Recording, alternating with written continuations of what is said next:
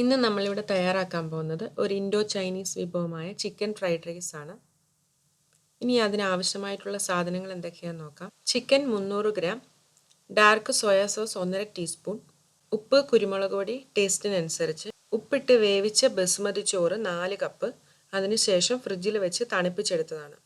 3 തണ്ട് spring onion രണ്ടായി വേർതിരിച്ചത്, carrot 2 എണ്ണം ചെറുതായി അരിഞ്ഞത്, ക്യാപ്സിക്കം ഒരു വലുത് ചെറുതായി അരിഞ്ഞത്, ക്യാബേജ് 1 കപ്പ് ചെറുതായി അരിഞ്ഞത്, വെളുത്തുള്ളി വളരെ ചെറുതായിട്ട് അരിഞ്ഞത് 1 teaspoon, dark soya sauce 1 table spoon, hot chilli sauce 1 table spoon, വിനാഗിരി 1 ടീസ്പൂൺ, ഒയസ്റ്റർ സോസ് 1/4 ടീസ്പൂൺ, എള്ളെണ്ണ 2 ടേബിൾ സ്പൂൺ. ഇനി ഇത് തയ്യാറാക്കുന്ന വിധം എങ്ങനെയാണെന്ന് നമുക്ക് നോക്കാം. ഇനി ആ വൃത്തിയാക്കി വെച്ച ചിക്കനിൽ ചെറുതായിട്ടൊന്ന് കട്ട് ചെയ്തിട്ട് അതിലേക്ക് കുറച്ച് കുരുമുളക് പൊടിയും സോയാ സോസും വളരെ കുറച്ച് ഉപ്പും കൂടെ ചേർത്തിട്ട് നന്നായിട്ടൊന്ന് തേച്ച് പിടിപ്പിക്കാം. ഇനി നമുക്കിത് നന്നായിട്ട് മസാല പിടിക്കുന്നതിനായിട്ട് ഒരു 15 മിനിറ്റ് നേരം ഇങ്ങനെ മാരിനേറ്റ് ചെയ്ത് വെക്കാം. അതിന് ശേഷം ഒരു പാനിൽ ഈ ചിക്കൻ എടുത്ത് വെച്ചിട്ട് അതിലേക്ക് ഒരു ഏകദേശം 1/4 കപ്പ് വെള്ളം ഒഴിച്ച് നമുക്കിത് നന്നായിട്ടൊന്ന് വേവിച്ചെടുക്കാം. ഇടയ്ക്ക് ഇത് തിരിച്ച് ഇട്ട് കൊടുക്കണം, അടച്ചു വെച്ച് വേവിച്ചെടുക്കാം. തിരിച്ചിടണം ഇടയ്ക്ക്. അപ്പം നമ്മുടെ ചിക്കൻ നന്നായിട്ട് വെന്തിട്ടുണ്ട്. തീ നന്നായിട്ട് കുറച്ച് വെച്ചിട്ട് ഒരു ഫോർക്ക് ഉപയോഗിച്ച് ഈ ചിക്കൻ ഒന്ന് അടർത്തിയെടുക്കാം. നമ്മൾ ഈ സോയാ സോസ് ഒഴിക്കുന്ന ചൈനീസ് ഫ്രൈഡ് റൈസിൻ്റെ ഒരു ടേസ്റ്റ് വരാൻ വേണ്ടിയിട്ടാണ്. ഇല്ലെങ്കിൽ ചിക്കന് ഒരു നമ്മുടെ റൈസിനോടൊപ്പം കഴിക്കുമ്പോൾ ഒരു ടേസ്റ്റ് ഉണ്ടാകത്തില്ല. ഇപ്പോൾ ചിക്കൻ നന്നായിട്ട് അടർത്തിയെടുത്തു. ഇനി ഇത് തീ നന്നായിട്ട് കുറച്ച് വെച്ചിട്ട് അത് ഡ്രൈ ആക്കി എടുക്കാം. എന്നിട്ട് ഒരു സൈഡിലേക്ക് മാറ്റി വെക്കാം. ഇനി നമ്മൾ ആ മുട്ടയൊന്ന് പൊട്ടിച്ച് ഒരു ബൗളിലിട്ടിട്ട് അതിലേക്ക് കുറച്ച് ഉപ്പും കുറച്ച് കുരുമുളക് പൊടിയും കൂടെ ഇട്ടിട്ട് നന്നായിട്ടൊന്ന് മിക്സ് ചെയ്തെടുക്കാം. പാനിൽ വളരെ കുറച്ച് എണ്ണ ഒഴിച്ചിട്ട് അതെല്ലാ ഭാഗത്തും ഒന്ന് തേച്ച് പിടിപ്പിക്കാം.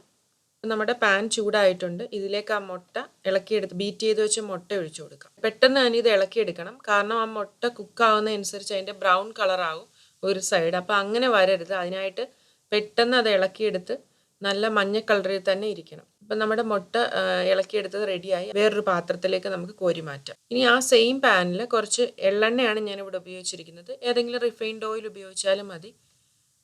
എണ്ണ ഒഴിച്ച് ചൂടായി കഴിയുമ്പോൾ അതിലേക്ക് നമ്മൾ സ്പ്രിംഗ് ഓണിയൻ്റെ വൈറ്റ് പാർട്ട്, വെളുത്ത പാർട്ട് നമുക്ക് ഇട്ട് കൊടുക്കാം.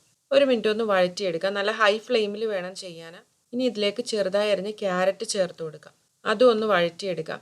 ഇനി ഇതിലേക്ക് വളരെ പൊടിയായിട്ട് അരിഞ്ഞ് വെളുത്തുള്ളി അത് ചേർത്ത് കൊടുക്കാം. ആദ്യമേ വെളുത്തുള്ളി ചേർക്കാഞ്ഞത് കരിഞ്ഞു പോകുന്നതുകൊണ്ടാണ്. ഹൈ ഫ്ലെയിമിലിട്ടാണ് നമ്മൾ ചെയ്യുന്നത്. ഇനി ഇതിലേക്ക് ക്യാബേജ് ചേർത്ത് കൊടുക്കാം. അതും ചെറുതായിട്ട് അരിഞ്ഞത്. ഇനി അതിനോടൊപ്പം തന്നെ ക്യാപ്സിക്കോൺ ചേർത്ത് കൊടുക്കാം. ഇനി കുറച്ച് കുരുമുളക് പൊടിയും വളരെ കുറച്ച് ഉപ്പും കൂടെ ചേർത്ത് കൊടുക്കാം. നമ്മുടെ സോസിലൊക്കെ ഉപ്പുള്ളതാണ്, അതുകൊണ്ട് അത് നോക്കിയിട്ട് എല്ലാം ചെറുതായിട്ട് ചേർത്ത് കൊടുക്കുക. വേണമെന്നുണ്ടെങ്കിൽ പിന്നെ ചേർക്കാം. ഇതെല്ലാം എല്ലാം വളരെ പെട്ടെന്ന് ചെയ്യണം. കുറച്ച് തീ കൂട്ടിയിട്ടിട്ട് വേണം ചെയ്യാൻ. എന്നിട്ട് ഇതൊന്ന് സോട്ട് ചെയ്തെടുത്തിട്ട് നമുക്ക് ഈ വെജിറ്റബിൾ ഒരു പാത്രത്തിലേക്ക് മാറ്റി വെക്കാം. ഇനി ഈ സെയിം പാനിൽ നമ്മുടെ ചോറ് ഓൾറെഡി കുക്ക് ചെയ്ത് ഉപ്പിട്ട് വേവിച്ചിട്ട് ഫ്രിഡ്ജിൽ വെച്ച് തണുത്ത റൈസാണിത്. അപ്പം നമ്മുടെ ചോറ് ഉടഞ്ഞു പോകത്തില്ല. എന്നിട്ട് ആ ചോറിട്ടിട്ട് അതിലേക്ക് നമുക്ക് ഡാർക്ക് സോയ സോസ് ഒഴിച്ചു കൊടുക്കാം. ഇനി ഇതിലേക്ക് ഓയസ്റ്റർ സോസ് ഉപയോഗിക്കാം. അതൊരു മഷ്റൂമിൽ നിന്ന് ഉണ്ടാക്കുന്ന ഒരു വെജിറ്റേറിയൻ സോസാണ്, കുമിളിൽ നിന്ന് എടുക്കുന്ന സോസാണ്. ഇനി ചില്ലി സോസ് അത് ഓപ്ഷണലാണ്, അത് വേണമെന്നുണ്ടെങ്കിൽ മാത്രം ചേർത്താൽ മതി. നന്നായിട്ടൊന്ന് മിക്സ് ചെയ്തെടുക്കാം. ഇതിലേക്ക് 1 സ്പൂൺ വിനാഗിരി ഒഴിച്ചു കൊടുക്കാം. ഇനി ബാക്കി റൈസും കൂടി ഇട്ട് കൊടുക്കാം. അതും കൂടെ നന്നായിട്ടൊന്ന് മിക്സ് ചെയ്തെടുക്കാം. പെട്ടെന്ന് ഫ്രൈഡ് റൈസ് ഉണ്ടാക്കുമ്പോൾ എപ്പോഴും ശ്രദ്ധിക്കേണ്ടത് വെജിറ്റബിൾ വെന്ത് പോകരുത്. അതേപോലെ റൈസ്, തണുത്ത റൈസ് മാക്സിമം ഉപയോഗിക്കാൻ ശ്രമിക്കുക. അപ്പം നമുക്ക് പെർഫെക്റ്റ് ആയിട്ട് കിട്ടും. റൈസ് നന്നായിട്ട് മിക്സ് ആയി കഴിഞ്ഞു. ഇതിലേക്ക് നമ്മളിനി ചിക്കനും ആ വെജിറ്റബിളും മുട്ട എല്ലാം ഓരോന്നായിട്ട് ഇട്ട് കൊടുക്കാം. എന്നിട്ട് നന്നായിട്ടൊന്ന് ഇളക്കിയെടുക്കാം. ഒരു പരന്ന പാത്രമാണെങ്കിൽ നന്നായിട്ട് ഇളക്കിയെടുക്കാൻ പറ്റും. ഇതേപോലെ 2 തവി ഉപയോഗിച്ച് ചെയ്യുവാണെങ്കിൽ റൈസ് ഒന്നും ഉടയാതെ എല്ലാം നന്നായിട്ട് മിക്സ് ആയി കിട്ടും. ഫ്രൈഡ് റൈസൊക്കെ നന്നായിട്ട് മിക്സായി. ഇനി ഇതിലേക്ക് നമ്മൾ ആ സ്പ്രിംഗ് ഓണിയൻ്റെ ഒരു 2 പാർട്ടായിട്ടാണല്ലോ നമ്മൾ സ്പ്രിംഗ് ഓണിയൻ എടുക്കുന്നത്. അതിൻ്റെ പച്ച കളറിലുള്ള ആ പാർട്ട് ചെറുതായിട്ട് അരിഞ്ഞ് അതും കൂടെ ചേർത്ത് കൊടുക്കാം. അതും ചേർത്ത് നന്നായിട്ടൊന്ന് ഇളക്കിയെടുക്കാം. കുറച്ച് നമ്മൾ ഗാർണിഷ് ചെയ്യാൻ മാറ്റി വെച്ചിട്ടുണ്ട്. അതിൽ നിന്ന് സ്റ്റീമൊക്കെ വരാൻ തുടങ്ങി. ഇപ്പം നമ്മുടെ ഫ്രൈഡ് റൈസ് റെഡി ആയി കഴിഞ്ഞു. ഇനി ഇതിന് കുറച്ച് മാറ്റി വെച്ചിരുന്ന സ്പ്രിംഗ് ഓണിയൻ ചേർത്തിട്ടൊന്ന് ഗാർണിഷ് ചെയ്തെടുക്കാം.